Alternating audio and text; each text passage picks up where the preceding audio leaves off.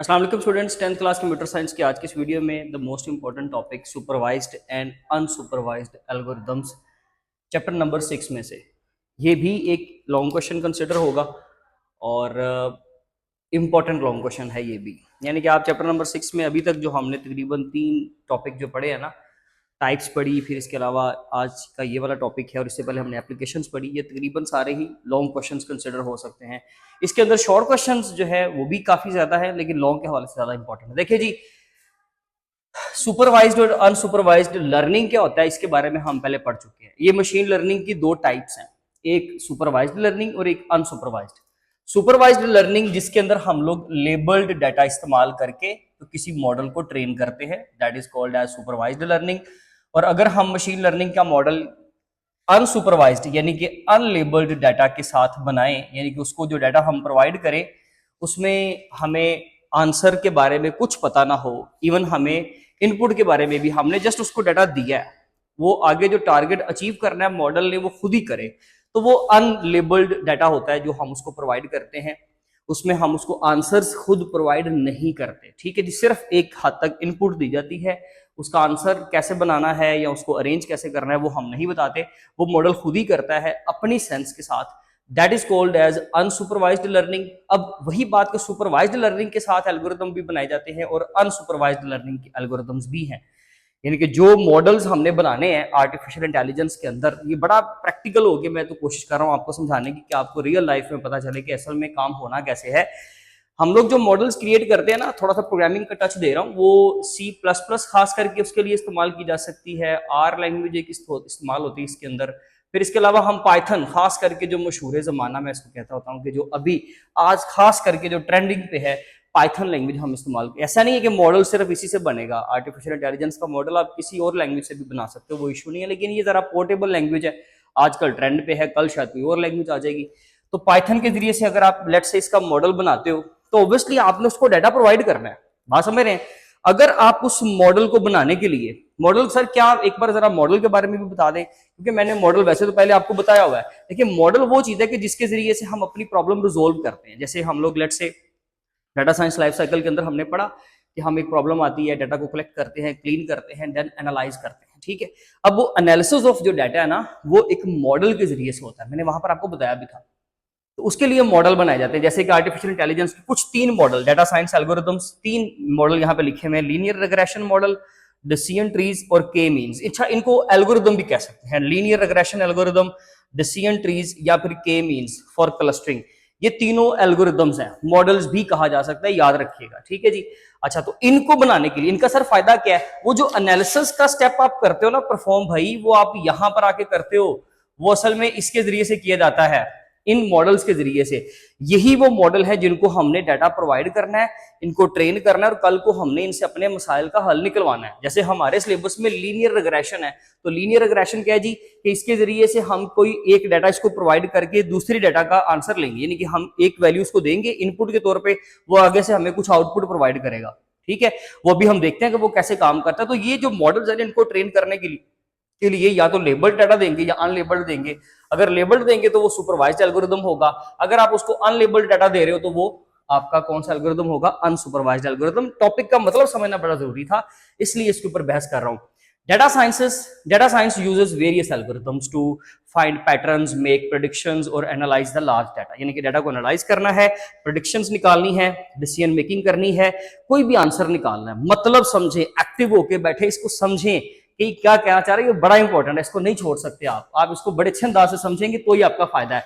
हमारा काम क्या है डाटा साइंस के अंदर? हमने पैटर्न्स निकालने हैं, ऐसे ही है, हमने आंसर्स निकालने हैं, हमने मसाइल का हल निकालना है। वो जो हल आप कहते हो, कह रहा है कि जो आप निकालते हो ना, वो जो भी आपने कोई कंक्लूड करना है रिजल्ट, या आपने लेट से कुछ एनालाइज करना है, प्रेडिक्शंस बनानी है, वट आप कुछ भी करना चाहते हो, उसके लिए डाटा साइंस बहुत सारे एल्गोरिथम्स आपको प्रोवाइड करता है। और वो एल्गोरिथम हमने सर चूज कौन सा करना है, कौन सा एल्गोरिथम हम यूज करेंगे, हमें ये भी तो पता होना चाहिए। तो भाई वो डिपेंड करता है आपके डाटा के ऊपर। Choosing the right algorithm depends on the type of data. Data का टाइप क्या है? यानी कि डाटा टेक्स्ट टाइप का है, डाटा यस नो टाइप का है, डाटा आपका नंबर्स में दिया हुआ है, तो बेसिकली इसके ऊपर इसका मतलब है कि टाइप ऑफ डाटा क्या है, and the kind of problem you are trying to solve. और फिर ये भी डिपेंड करता है कि आपकी प्रॉब्लम किस तरह की, आप किस तरह की प्रॉब्लम, उसका नेचर क्या है। यानी कि उसका आंसर यस नो में निकल आएगा, या उसका आंसर एक डिस्क्रिप्टिव लाइन होगा। तो वो बेसिकली समझ लीजिए एक ही टर्म लिखी हुई है। तो वो कहता है कि आपके डाटा के ऊपर डिपेंड करता है, आपकी प्रॉब्लम पे डिपेंड करता है कि आपने इनमें से कौन सा इस्तेमाल करना है। और सिर्फ यही नहीं है, ये 3 मोस्ट कॉमनली इस्तेमाल होने वाले हैं, सबसे ज्यादा इस्तेमाल होने वाले ये 3 मॉडल्स हैं।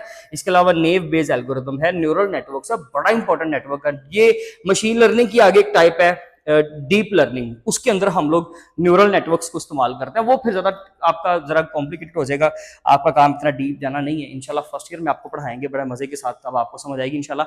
तो ये 3 जो है हमारे सिंपल प्राइमरी एल्गोरिथम से इस्तेमाल होने वाले, हर एक का अपना अपना काम है।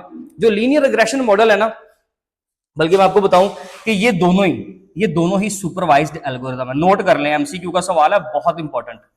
सुपरवाइज्ड लर्निंग, और नोट करके बताइएगा कमेंट सेक्शन में, बड़ी तसल्ली होगी मुझे अगर आपको ये टॉपिक समझ में आ जाता है तो ये सुपरवाइज्ड लर्निंग है, और ये जी अनसुपरवाइज्ड लर्निंग पे काम करता है। यानी कि इसको हम लोगों ने जो डाटा प्रोवाइड करना है ना, ये स्पेलिंग प्लीज, मुझे स्पेलिंग आते हैं बस कभी कभार इस तरह साथ लिखने को दिल नहीं करता। तो ये अनसुपरवाइज्ड लर्निंग है, जो हम यानी कि ये वाला जो मॉडल है, जब हमने इसको ट्रेन करना है तो जो इसको डाटा प्रोवाइड करेंगे वो अनलेबल्ड डाटा देंगे, और ये जो दोनों मॉडल्स को जब हम ट्रेन करेंगे तो लेबल्ड डाटा। तो हमारा कौन सा है? Linear regression. इसका मतलब है हम इसको, ये सुपरवाइज्ड एल्गोरिथम है, यानी कि जो डाटा हमें पहले से पता है। इसके अंदर सुपरवाइज्ड लर्निंग की डेफिनेशन जरा याद करेंगे, पीछे जाके देखेंगे, वहां पे लिखा था इनपुट भी पता है, आउटपुट भी पता है। हमें पता है कि हम क्या डाटा प्रोवाइड कर रहे हैं, और हमें ये भी पता है कि हमें आंसर क्या मिलने वाला है। उस डाटा को लेबल्ड डाटा कहते हैं, और इसमें हमें पता है कि हमारे स्टडी आवर्स कितने हैं और हमारे टेस्ट स्कोर्स कितने हैं, हमें पहले से पता है। तो फिर हम सर इस मॉडल को इस्तेमाल क्यों कर रहे हैं? दोनों चीजें तो हमें पता है, फ्यूचर वैल्यूज को प्रिडिक्ट करने के लिए, प्रिडिक्शंस के लिए खास करके लीनियर रिग्रेशन, और ये लीनियर रिग्रेशन खास करके नंबर्स पे काम करता है, ये भी याद रखिएगा, ठीक है जी। जबकि ये जो डिसीजन ट्री है, ये सिर्फ यस नो के लिए हम इस्तेमाल करते हैं। मिसाल के तौर पे, ये तो चलो अभी मैंने आपको पढ़ाना है, मैं इसकी थोड़ी सी बताऊं आपको।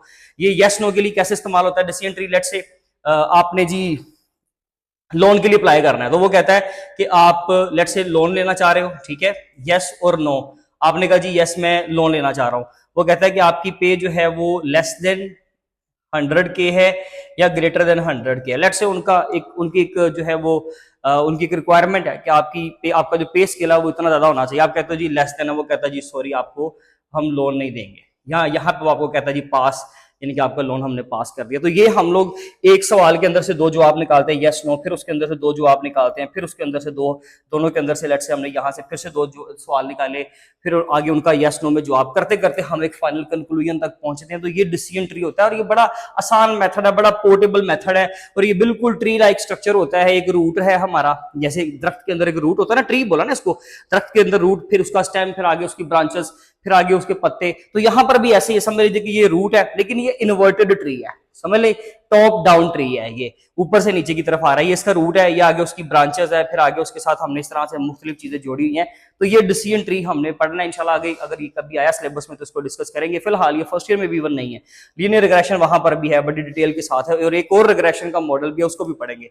तो ये नंबर्स पे काम करता है, ठीक है जी, ये यस नो पे काम करता है, और के मींस ये वाला एल्गोरिथम हम इस्तेमाल करते हैं जब हम अनलेबल्ड डाटा प्रोवाइड करें और हम उसको बोले कि आप जस्ट इसकी ग्रुपिंग कर दो। मिसाल के तौर पे एक शॉपिंग मॉल के अंदर आने वाले तमाम कस्टमर्स का डाटा हमने एक मॉडल को दिया और उसे कहा भाई एक जैसे कस्टमर जिनका नेचर एक तरह का है, जो एक तरह की प्रोडक्ट्स को लाइक करते हैं ना, उनको लैदा कर दो। हमने सिर्फ उसको डाटा प्रोवाइड किया, वो क्या करेगा, वो देखेगा कि जी शर्ट्स बाय करने वाले कौन कौन से हैं, सबसे ज्यादा अमाउंट जो है वो वॉच के ऊपर लगाने वाले बंदे कौन कौन से हैं, मॉर्निंग में आने वाले बंदे कौन से हैं, इवनिंग में शॉपिंग मॉल को विजिट करने वाले बंदे कौन से हैं। वो हर तरह की हैबिट खुद ही नोट करेगा, डाटा लेगा आपसे, एंड देन वो खुद ही उनकी बाइंग हैबिट्स की वजह से या उनके पेइंग कैपेसिटी की बेस पर, किसी भी एक फैक्टर की बेस पर उनको क्लस्टर कर देगा। यानी क्लस्टर का मतलब क्या है, ग्रुपिंग कर देगा, यानी कि A group, B group, C group. एक और एग्जांपल अगर नहीं समझ आई तो ये बड़ा जरूरी है, शॉर्ट आ सकता है। आप लोगों ने क्या करना है कि जी क्लास के अंदर जो साइंस लवर्स हैं, जो कंप्यूटर लवर्स हैं, जो मैथ लवर्स हैं, उनको लदा करना है, ठीक है। आपने तमाम स्टूडेंट्स का डाटा प्रोवाइड कर दिया, अब ये मॉडल क्या करेगा, मार्क्स देखेगा, परसेंटेज देखेगा, आपकी अटेंडेंस देखेगा कि किस लेक्चर में आपकी अटेंडेंस सबसे ज्यादा है, ठीक है जी। लेट्स से कंप्यूटर में सबसे ज्यादा, और इंशाल्लाह कंप्यूटर भी होगी, कंप्यूटर में सबसे ज्यादा है, ठीक है जी। फिर आपके मार्क्स भी कंप्यूटर में सबसे ज्यादा है, आपकी अंडरस्टैंडिंग अच्छी है, आपका जो है वो ग्रेड उसके अंदर अच्छा आ रहा है, तो वो क्या करेगा, वो कहेगा कि जी ये जो बच्चे हैं ना, लेट्स से वो 10 बच्चे निकलते हैं 12 की क्लास में से लेट से 20 की क्लास में से 10 स्टूडेंट जो है वो कंप्यूटर लवर्स हैं, वो अलग कर देता है। बाकी जो है वो 5 मैथ लवर थे, 5 इंग्लिश लवर थे। इस तरह से उसने क्या किया कि सिर्फ डाटा लिया और उस डाटा की बेस पे खुद ही उसने डिसीजन लिया। ठीक है जी। तो वो ऐसा जो अनलेबल्ड डाटा के ऊपर मॉडल हम तैयार करते हैं, that is called as K means clustering. अगर आप ग्रुपिंग के लिए इस्तेमाल करें, वो इस तरह से ग्रुप्स आपको बना के देता है। आपको उम्मीद करता हूं कि ये समझ आ गई होगी कि कौन सा मॉडल है। 3 मॉडल है हमारे पास, सुपरवाइज्ड लर्निंग पे कौन सा, अनसुपरवाइज्ड पे कौन सा है, ये नंबर पे काम करता है, ये यस नो पे काम करता है, और ये जो है आपका ओवरऑल डाटा लेता है। किसी तरह का डिस्क्रिप्टिव डाटा भी हो सकता है, नंबर भी हो सकता है, नाम भी हो सकते हैं, लेकिन इसका काम जो है दोनों से मुख्तलिफ है। इसने सिर्फ ग्रुप्स बना के देने हैं। लीनियर रिग्रेशन मॉडल क्या होता है, इसके अंदर ना हमें ये डेफिनेशन याद रखनी है। बेस्ट फिट लाइन हमें देता है, यानी कि यहाँ पे जो ग्राफ में हमें एक स्ट्रेट लाइन मिलने वाली है ना, पहले बता रहा हूँ, वो एक बेस्ट फिट लाइन है। यानी कि इसके अंदर से, इसके जरिए से रिजल्ट को प्रिडिक्ट करना बड़ा आसान है, बड़ा जरूरी है, बड़ा आसान है, इसलिए उसको बेस्ट फिट लाइन कहा जाता है। अगर भूल जाऊं तो माजरत के साथ, पहले मैंने बता दी है। अच्छा जी, it gives the best fit line, वो गिव्स लिखा हुआ है। अच्छा, सिंपल लीनियर रिग्रेशन क्या होता है? सिंपल लीनियर रिग्रेशन एक ऐसा एल्गोरिदम है, अब इसको खुद ट्रेन करना पड़ता है। पाइथन लैंग्वेज के अंदर लेट से हमारे पास एक फाइल है, तो उसके अंदर हमने भाई उसको सारा डाटा प्रोवाइड करना है। मैंने स्टूडेंट्स के स्टडी आवर्स देने हैं, मैंने उसका रिजल्ट भी प्रोवाइड करना है, देन वो हमें प्रिडिक्ट करके देगा। ठीक है, तो ये एक जो मॉडल होता है ना इटसेल्फ, ये अलग से वेबसाइट ऐप नहीं होती। आप जिस वेबसाइट के अंदर काम कर रहे हो उसके अंदर एक छोटी सी फाइल होती है अलग से, बस, जिसमें आपने कुछ डाटा प्रोवाइड किया हुआ है। वो मॉडल ही आपका आर्टिफिशियल इंटेलिजेंस है। उम्मीद करता हूं आपको समझ आई होगी। प्लीज इसके ऊपर कमेंट कीजिएगा कि सर यस, मुझे समझ आ गई कि एक्चुअली आप कहना क्या चाह रहे हैं। Simple linear regression algorithm helps us predict a value based on the relationship between two things. Simple linear regression का लफ्ज जब भी आ जाए ना, समझिएगा कि दो चीजों के दरमियान की रिलेशनशिप की बात हो रही है। एक के अंदर चेंज आएगा तो दूसरे के अंदर भी चेंज आएगा। हम उस चीज को डिस्कस करने वाले हैं, आपने पहले ही समझ जाना है। तो लीनियर रिग्रेशन जिसमें हम सिर्फ एक वैल्यू की वजह से दूसरे के अंदर क्या चेंज आता है वो पढ़ते हैं, यानी कि सिंगल वैल्यू। अगर मल्टीपल लीनियर रिग्रेशन होता तो वो उसके अंदर जरा कॉम्प्लेक्स स्ट्रक्चर आ जाते हैं, वो हमारा भी काम नहीं है। अच्छा, तो इसके अंदर हम क्या करते हैं, एक वैल्यू हमें पहले से नाउन होती है। लेट्स से मुझे स्टूडेंट्स के स्टडी आवर्स पहले से पता है और मैंने स्टूडेंट के टेस्ट स्कोर्स बताने हैं कि कितने आने वाले हैं। ठीक है जी, इसके लिए हम लीनियर रिग्रेशन मॉडल इस्तेमाल कर रहे हैं। यानी कि एक वैल्यू आपको पता होती है, ठीक है, एक्चुअली तो आपको दोनों वैल्यूज का पता है, लेकिन आप एक वैल्यू की इनपुट देते हो, दूसरे का आंसर निकालते हो, देन आप उसी चीज को फ्यूचर प्रेडिक्ट करने के लिए इस्तेमाल करते हो। जरा समझें, सिलेबस के मुताबिक फिर बात करते हैं। Simple linear regression algorithm helps us predict a value based on the relationship between two things. दो चीजों के दरमियान में एक रिलेशन है, उसकी वजह से हम एक वैल्यू को प्रेडिक्ट कर सकते हैं। अगर हम कर सके तो ये वाला मॉडल कौन सा जी, आपका सिंपल लीनियर रिग्रेशन एल्गोरिथम या मॉडल है। मिसाल के तौर पे एक टीचर जो है, teacher wants to predict result based on their study hours. यानी कि एक टीचर है क्लास के अंदर, वो चाहता है कि जी मुझे ना स्टूडेंट्स के स्टडी आवर्स उसको पता है और जो क्लास के अंदर उनके मार्क्स आ रहे हैं उनको वो भी पता है। वो कहता है कि अगर मैं ये सारा डाटा आपको बताऊं, एक मॉडल को बताऊं, तो मुझे बता दोगे कि ये बच्चा पास होगा, ये फेल होगा। तो यस और नो में आंसर दे रहा है वो, तो इसका मतलब है ये कौन सा हुआ, ये डिसीजन ट्री हो गया। लेकिन अगर हमें चाहिए कि हमें वैल्यू बताओ कि कितने नंबर उसके आएंगे, तो फिर कौन सा हो गया, ये लीनियर रिग्रेशन, नंबर में आंसर आ गया। ठीक है जी, तो कहता है कि जिसके लिए आप लीनियर रिग्रेशन मॉडल इस्तेमाल करके दिखाएं। फिर नीचे एक सिनेरियो आ रहा है आपकी बुक में, वो आप सिनेरियो पढ़ेंगे तो उसमें भी वही सही बात कर रहा है कि एक टीचर है, उसके पास कुछ 10 स्टडी आवर्स के साथ जो है ना बचे हैं। एक ऐसा बच्चा जिसका स्टडी आवर कितना है 1, एक का 2, 3 स्टडी आवर्स, 4 स्टडी आवर, 5 घंटे, 6 घंटे पढ़ने वाला, 10 घंटे पढ़ने वाला, इस तरह से 10 बचे हैं उसके पास। एक बच्चा जिसका स्टडी आवर 1 है ना, उसके मार्क्स उसके पास पहले से रजिस्टर में लिखे हुए 35, 40, 45, 4 घंटे पढ़ने वाले के, 8 घंटे पढ़ने वाले के, 10 घंटे पढ़ने वाले के, उसने सारा टेबल बनाया हुआ है। दोनों चीजें नाउन है, ये हमारी इनपुट है x, ये हमारी आउटपुट है y।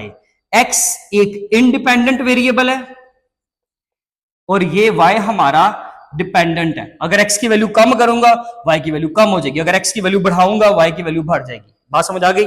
ये उनके दरमियान का क्या है, एक रिलेशनशिप है। दो वैल्यूज के दरमियान रिलेशन होना चाहिए। ये ना हो एक वैल्यू को बढ़ाऊं दूसरी को फर्क ही ना पड़े, it means that they have no any relation.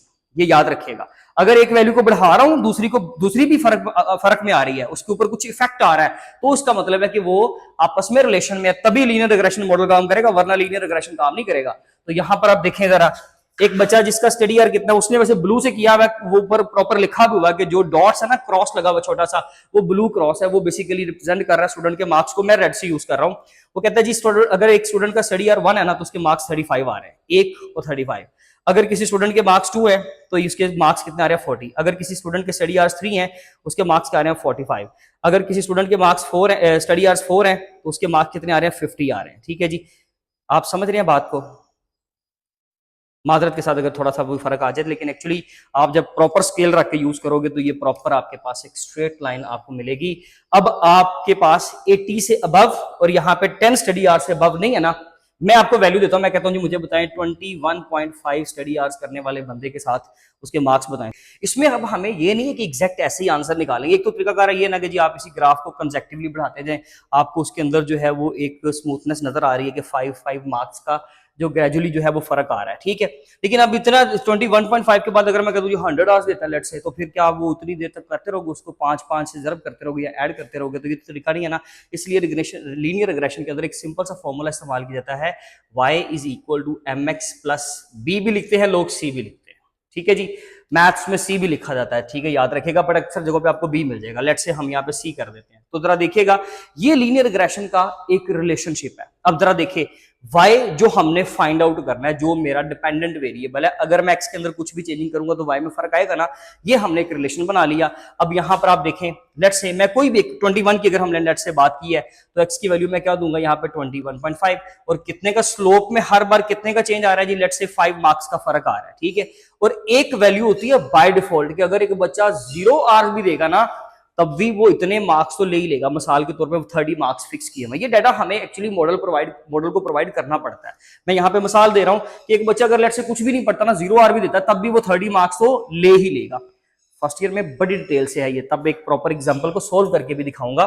फिलहाल ले जी लेट से 30 आ गया, तो अब आप इसको हल कर ले, जो भी आपका आंसर आता है। चले हम अपनी ना रेंज के अंदर रह के बात करते हैं। लेट से मैं 5 की एग्जाम्पल लेता हूँ। 5 पे कितने मार्क्स हैं?